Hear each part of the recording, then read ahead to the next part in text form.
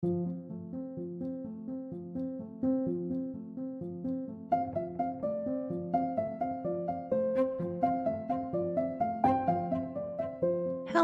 and welcome to the Brain Dump with Sandy Boone. I'm glad you're here. This episode is really personal, and I hope that it can bring some clarity to not only us as a society, but to individuals who may be struggling with estrangement. I'm going to start today with a personal story. My father came to my son's graduation. I didn't call him after, and I never heard from him again. I'm not ashamed of it. I'm not angry about it. I'm not performing acceptance that I haven't actually earned. I just finally stopped carrying something that only I had ever been carrying. And the silence that followed told me everything I needed to know about whether that was the right decision. I want to talk about estrangement today. Not the tidy version where someone did something unforgivable and the other person made a clean break and everyone understands why. I want to talk about the real version, the gray, complicated, nobody has the whole story version that is showing up everywhere I look right now. In my own life, in the lives of people I love, in the quiet grief of people who are sitting on both sides of a door that closed and wondering what they're supposed to do with that. Because here's the thing I keep coming back to. It's hard to cut someone off, and it's hard to be cut off. And the world doesn't give either side much room to say that out loud. Estrangement is more common than most people realize, and more common than it used to be. Research from Carl Pillemer at Cornell University, who studied family estrangement extensively, estimates that approximately 27% of Americans are currently estranged from a family member. That's more than 1 in 4 people, and that number has been growing. We're in the middle of a quiet epidemic of family fracture, and it's largely happening without language, without ritual, without any of the social structures that help us process other kinds of loss. When someone dies, there's a funeral. There are casseroles and fried chicken, because if you're in the South, there is always fried chicken. There are people who show up and sit with you and say, "I'm so sorry for your loss." When someone estranges, or when you estrange, there is nothing. There's just the absence. The unanswered texts, the holidays that have to be restructured around a silence nobody quite knows how to explain to the people at the table. And underneath all of it, there's this pressure, either spoken or unspoken, to pick a side, to assign blame, to land on a clean answer to the question everyone is really asking. Whose fault is it? And I want to spend this episode pushing back on that question. Not because accountability doesn't matter, it does, but because the fault question is almost never the right place to start, and it almost never leads anywhere that actually helps. I want to tell you a little more about my father, not to villainize him. I'm genuinely not interested in that, but because his story is the clearest example I have of something I want you to understand. My father was emotionally absent, often physically absent too. And the hardest part wasn't the absence itself, it was the inconsistency. Because sometimes he showed up perfectly, fully present, warm, exactly the father you hoped he could be. And then other times, nothing. No call, no explanation, just gone. And that inconsistency is its own particular kind of damage. Because you can't let go of someone who shows up perfectly sometimes. You keep waiting for that version to come back. We even tried to do something about it. We went to therapy. We talked through what we both needed. We made agreements, real ones. They felt meaningful in the room. And then we walked out and the same patterns returned, the same cycle, the same hoping, and the same silence. And I stayed in it for a long time because he was my father. Because I kept carrying the weight of connection, believing that if I just kept showing up, eventually it would become mutual. But it didn't. And then my son graduated and my father came. And I want to tell you what I noticed that day, because this is the moment that shifted something in me permanently.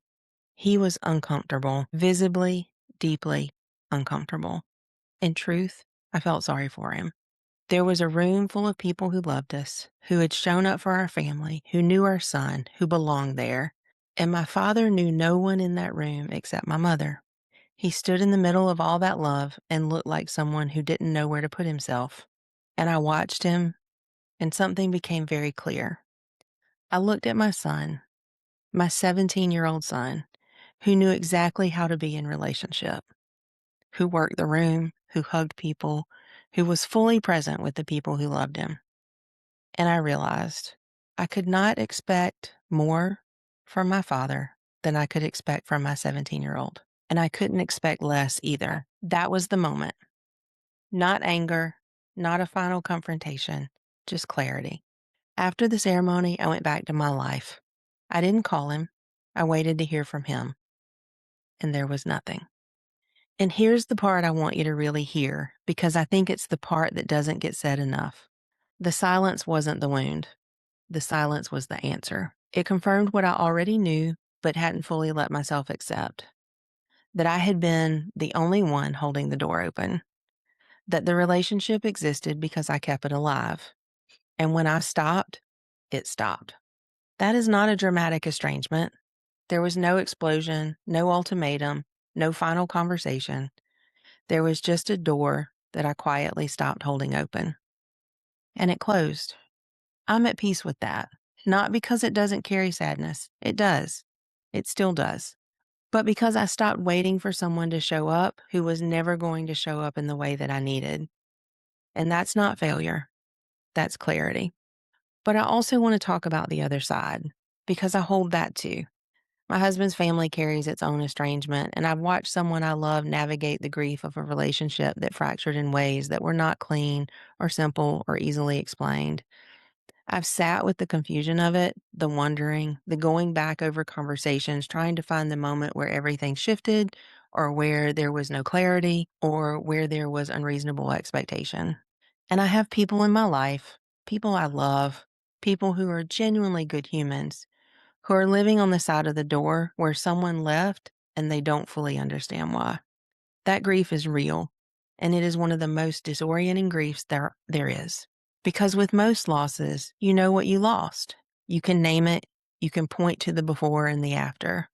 With estrangement, you lose the relationship, and you also lose the narrative. You lose the story of what happened and why. You are left holding a silence that doesn't explain itself. And the world is not kind to people on this side of the door either. Because the cultural conversation right now leans heavily toward validating the person who left, which often needs to happen. People need permission to protect themselves, to set limits, to stop participating in relationships that harm them. But it has also created a space where the people who were left, who may be genuinely bewildered, genuinely grieving, genuinely trying to understand what they did, can feel like they're not allowed to say that it hurts. Like acknowledging their pain means they're denying the validity of the person who left. And that's not right either. Both sides of this door are carrying something heavy. And I think we need to be able to say that. I want to offer something here that I think gets missed in most conversations about this. Estrangement is rarely one moment. It is almost always an accumulation. It is years of unmet needs that never got spoken clearly. It is patterns that nobody named until they became unbearable. It is expectations that were never made explicit on both sides until the gap between them became impossible to bridge. And often, not always, but often, both people are telling a true story. The person who left is telling the truth about their experience, the harm they felt, the ways they weren't seen or supported or held, the cumulative weight of a relationship that cost more than it gave. And the person who was left is also telling the truth about their experience, the love they believed they offered, the ways they tried, the version of events that looks genuinely different from where they're standing. And both of those things can be true simultaneously. That is not me saying that all estrangements are equal. They are not. There are relationships that caused real harm, abuse, neglect, chronic toxicity, where distance is not just understandable but necessary, where the person who left did the right thing, full stop. But there are also estrangements that happen in the gray, where someone was imperfect but not harmful, where communication broke down and neither person knew how to repair it, where a third party, a partner or circumstance, a misunderstanding became a wedge that grew wider than anyone intended.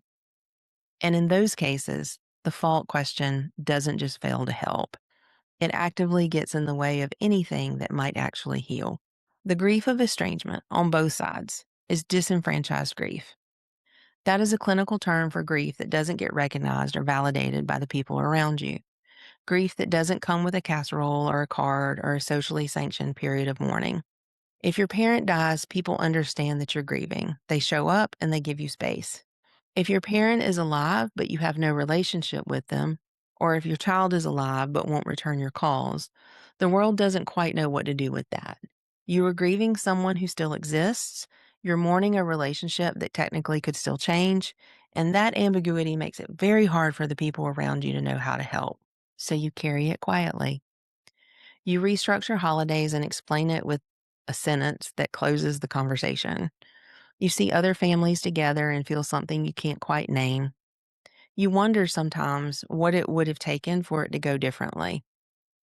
That is a real loss, and it deserves to be grieved like one. The person who left sometimes feels like they're not allowed to be sad because they made the choice. Choosing to leave doesn't mean you don't grieve what you wish the relationship could have been. And the person who was left sometimes feels like their grief is invalid because they must have done something to cause it. Being left doesn't mean your love wasn't real. But both of those griefs are legitimate, and both of them deserve space. I've been thinking about this a lot from every angle I hold it, and here's what I keep coming back to. Most people are doing the best they can with what they have.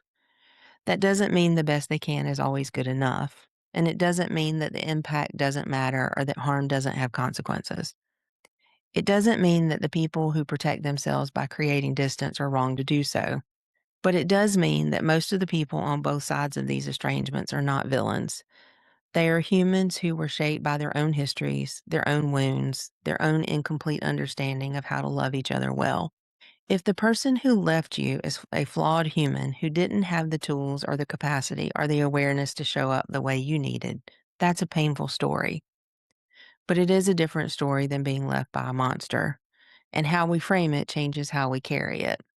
And if you're the person who left, you are allowed to hold both things, the rightness of your decision and the grief of the relationship you wished you'd had.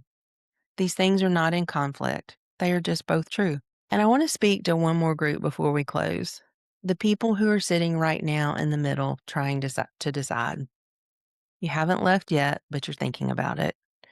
You're carrying a relationship that is costing you more than it's giving. You've tried. You've had the conversations.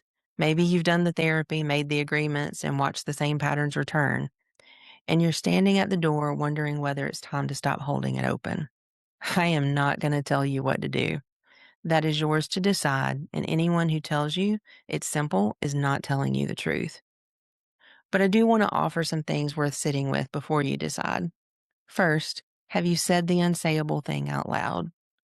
Not the version of the conversation where you manage how you're received, the real version. The one where you say exactly what this relationship has cost you and exactly what you need for it to be different.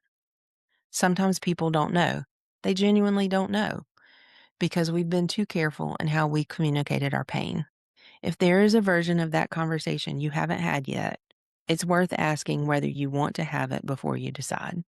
Second, what is your body telling you? Not your thoughts. Not the story you've constructed about why you should or shouldn't, your actual body. When you imagine continued contact, what happens?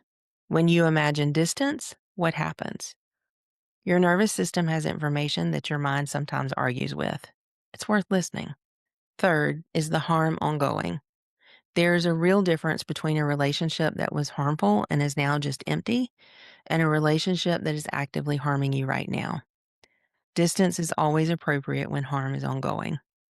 The calculus is different when the harm is historical and the present is more about emptiness than danger. Fourth, are you deciding from depletion or from clarity?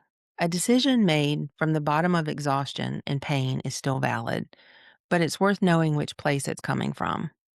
Sometimes people need to get some distance, do some healing, and then reassess from a more regulated place. Not because the distance was wrong, but because clarity is easier to access when you're not in survival mode.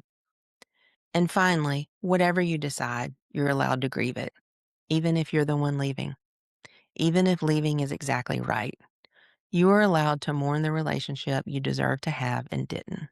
Protecting yourself is not something you should have to apologize for.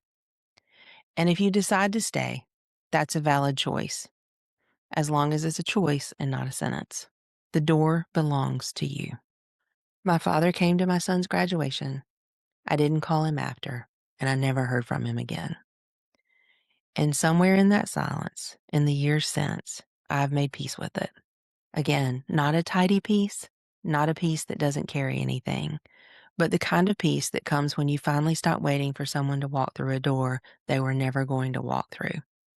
I stopped holding it open, and the silence told me I was right. If you are carrying an estrangement today on either side of the door, or standing in front of one trying to decide, I hope this episode gave you a little more room to breathe inside of it, a little more permission to grieve it, and a little less pressure to have it figured out. The door closed. That is real, and so is everything you feel about it. Thanks for being here. If this hit something in you, if you're navigating an estrangement and trying to figure out how to carry it, or if the relationships in your life are bringing up things you haven't had language for, that's the work I do. Helping people understand their patterns, their histories, and their nervous systems so they can move through the hard things with a little more clarity and a little less alone. If you're curious about coaching or what support could look for you right now, I'd love to talk. Thanks for being here.